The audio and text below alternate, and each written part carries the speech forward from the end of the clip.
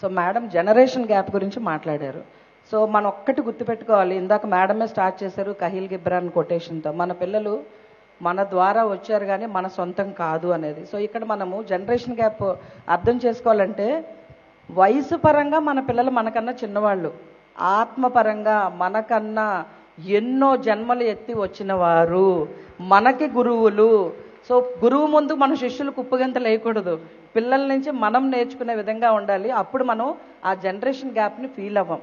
ఓ వీళ్ళు నాకన్నా ఎదిగి వచ్చిన ఆత్మలను ఎప్పుడైతే మనం ఎరుకుతూ ఉంటామో, ఆ ఎరుకుతో మనం అర్థం చేసుకుంటామో, మనము కంపారిజను నా వయసులో ఎలా జరిగింది నీకేంటనే కంపారిజన్ కాకుండా ఆ వయసుకి ఆ జనరేషన్కి మనల్ని మనం మార్చుకొని ఒక బ్రిడ్జ్ ఉండాలి, గ్యాప్ మనం ఫిల్ చేసుకోవడానికి. సో ఇక్కడ జనరేషన్ గ్యాప్ని అర్థం చేసుకోవాలంటే మనకన్నా ఉన్నతంగా ఎదిగిన ఆత్మలు, మనకన్నా ఎంతో వయసు ఆత్మపరంగా ఉన్న వాళ్ళు అర్థం చేసుకున్నప్పుడు జనరేషన్ గ్యాప్ క్వశ్చనే ఉండదు, మనం వాళ్ళని అర్థం చేసుకోగలుగుతాం. Yes ma'am.